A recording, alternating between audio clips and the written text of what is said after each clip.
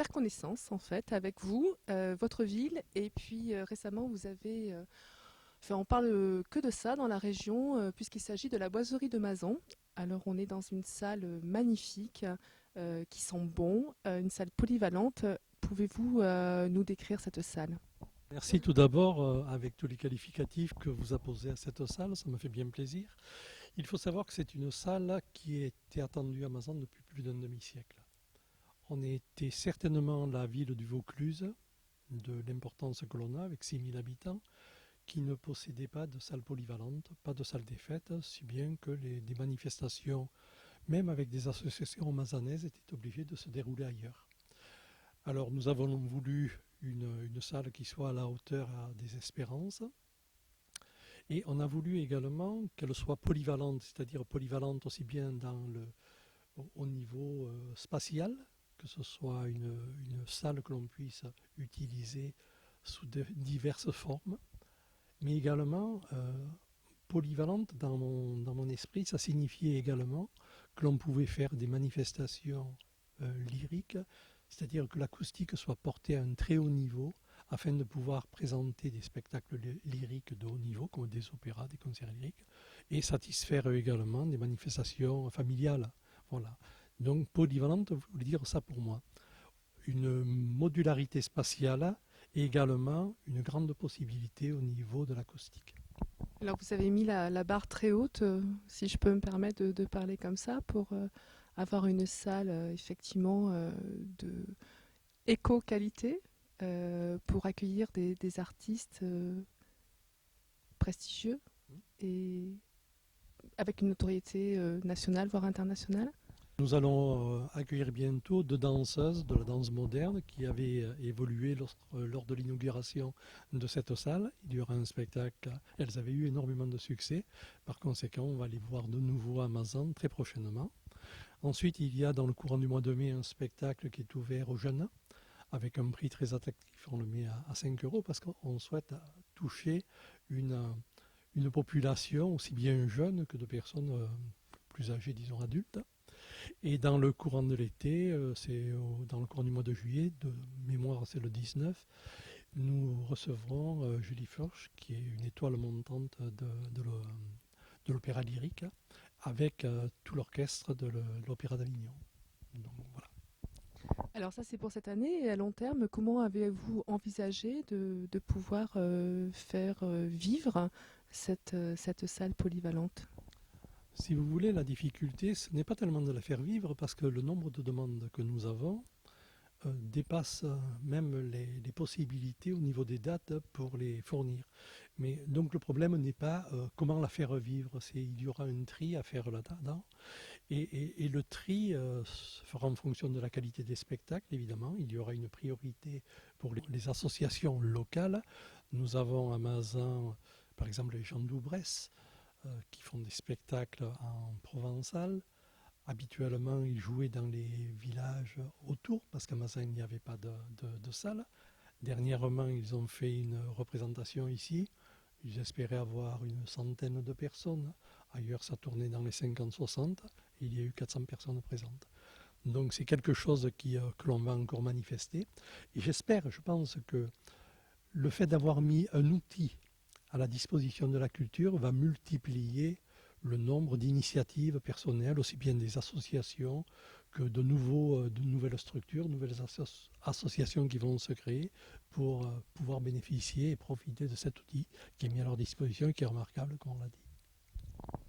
Vous parliez que ça faisait 50 ans que vous attendiez cette salle, c'est énorme. Comment ça se fait? Comment ça peut être aussi long? Et quel a été le déclenchement de la livraison enfin, de la mise en place de la livraison des travaux?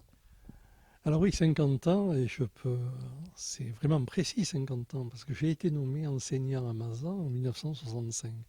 Or, en 1965, il y avait des élections municipales, et dans les programmes qui étaient mis à l'époque, il y avait déjà construction d'une salle polyvalente à Mazan. Ensuite, bon, il y a eu certainement des priorités qui ont émergé, qui ont fait que ce projet a été repoussé, jusqu'au moment où je me suis présenté, et j'ai voulu que ce soit un projet important parmi d'autres, mais un projet important que l'on réalise durant notre mandat. Ensuite, moi j'ai une tendance un petit peu développement durable, éco-construction, tout ça. Donc, à partir du moment où on a décidé de situer cette salle au pied du Ventoux, il me paraissait évident qu'avec l'arrière-fond que nous avions, de faire un projet qui ne soit pas une sorte de verrue en béton qui jaillisse là, mais qui soit une sorte de restanque du Ventoux. Donc le bois finalement s'est imposé comme matériau. On a travaillé bien avec l'ONF, avec M. Gaujard, et puis ensuite la paille, etc. Et petit à petit, il y a une sorte d'agglomération et de prise en compte, d'appropriation par tous les corps de métier de ce projet qui est unique en France. Pour l'instant, on est la seule salle en France qui a été construite de cette façon-là. Et ce qu'il faut souligner, c'est que le prix de revient du mètre carré d'une salle comme celle-ci n'est pas plus cher que le prix de revient d'une salle traditionnelle. Ça tourne un petit peu plus de 2000 € le mètre carré. Dernière chose, puisque bois, paille, ça peut faire peur, on pense à feu.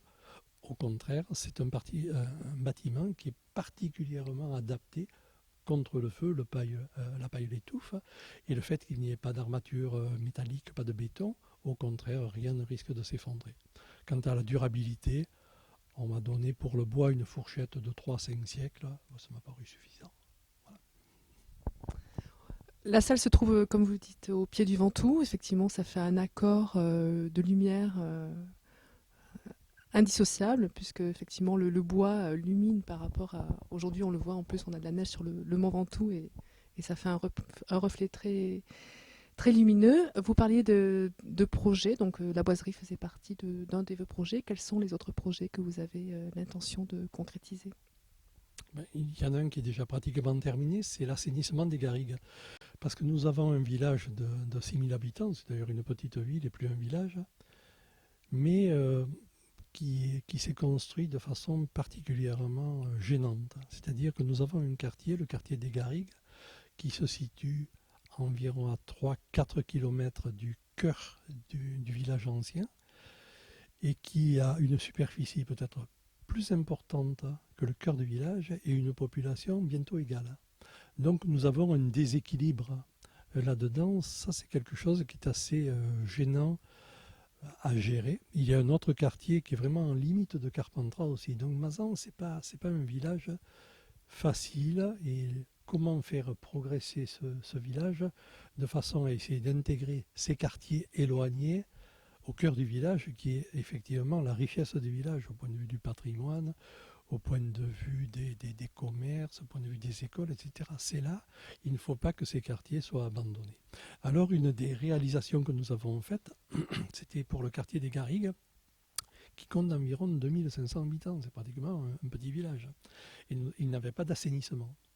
Donc, on a fait l'assainissement, on est passé avec Ronde Ventoux, et l'assainissement est pratiquement terminé. Mais ça a été un chantier énorme. Ça a été le chantier le plus important qu'ait eu Ronde Ventoux, un chantier qui s'élève à près de 10 millions d'euros. Il faut 26 km de canalisation, c'est-à-dire de quoi alimenter une ville de 15 à 20 000 habitants, vu la distance. Et ce projet, nous avions décidé de le mener à terme, et c'est pratiquement le cas parce qu'au mois de juin, il sera terminé. Voilà, ça c'est un projet. Un autre projet également, nous avions à Mazan un groupe scolaire dont j'étais directeur, et puis la population augmentant, dans moins de 30 ans, Mazan aura 10 000 habitants. Cette année, il y a eu 157 habitants de plus. Si on fait une progression linéaire, on dépassera même les 30 000 habitants d'ici 30 ans. Donc il fallait anticiper évidemment pour l'avenir. Et le fait que l'école, le groupe actuel présent, le groupe scolaire actuel, avait un prolongement dans une autre école qui ne comprenait que la fin du cycle 3, c'est-à-dire les CM1 et les CM2. Ce qui supposait que d'ici très peu de temps, il fallait faire, d'ici peut-être une dizaine d'années, un nouveau groupe scolaire. Un nouveau groupe scolaire, ça signifiait d'une part des frais considérables, parce qu'un groupe scolaire, c'est 5 classes dans le primaire, 3 plus une salle de repos à la maternelle, plus la cantine, plus différencier le groupe qui était la fin du cycle 3 en faire un véritable, donc encore faire de la... C'était au point de vue financier un véritable gouffre. Et d'autre part, ça avait d'autres inconvénients, en particulier la sectorisation. On était obligé de dire tels enfants vont à telle école et tel. Les groupes scolaires étaient déséquilibrés parce qu'il y en avait un, celui où j'étais avait déjà 12 classes et les autres en auraient eu 5. Donc il y avait ce déséquilibre. Et le fait de regrouper dans un même groupe l'école existante et en permettant d'anticiper et de phaser l'avenir, puisque nous avions la possibilité, ayant acheté un terrain contigu, de prévoir un phasage et de le faire lorsque c'était nécessaire. Donc au niveau des prix, d'une part, ça diminuait. Pour l'accessibilité, l'ascenseur servait pour tout. Par contre, il y avait des aménagements à faire au niveau de la cantine, des réfectoires. Je ne voulais pas qu'il y ait des contraintes au niveau du stationnement, au niveau de la cour. Il ne fallait pas que les élèves soient les uns sur les autres, bien que la cour que nous avons était la plus grande du département. Il y aura 2 cours. Et au niveau des réfectoires, on fera également 2 réfectoires. Donc c'est un projet particulièrement important. Mais ce projet, malgré son importance, est indispensable dans la mesure où c'est la clé de voûte d'un projet beaucoup plus important. C'est-à-dire qu'à partir du moment où les écoles seront regroupées à l'école La Condamine, ça libérera l'école actuelle de Foussa, dont je vous ai parlé tout à l'heure, qui pourra accueillir à ce moment-là le centre culturel et la bibliothèque qui sont à l'étroit. Ils sont vraiment à l'étroit. La bibliothèque, il y a 350 environ partisans. Ils sont dans l'ancienne école de garçons de Mazan du siècle dernier. Et la bibliothèque, nous avons la chance d'avoir des bibliothécaires de femmes extraordinaires, mais elles sont dans un endroit exigu. Donc là, on disposera d'une place suffisante, largement suffisante, et même évolutive, si l'on veut, et en plus de ça, d'un parking devant. C'est-à-dire que lorsqu'on veut aller à la bibliothèque, souvent, on est obligé d'y aller à pied parce qu'on n'arrive pas à se garer. Là, il y aura un parking également à cet endroit. Donc, si vous voulez, c'est vraiment la clé de voûte d'un projet beaucoup plus ample et qu'il est nécessaire de mener à bien. Le fait également de libérer cette école Foussa me permettra de faire rentrer l'école Saint-Dominique, l'école privée, par un des parkings que nous avons créé derrière, libérer la place de la mairie et en faire une salle, une place attractive pour les touristes et faire quelque chose de beau d'entrée de Mazan.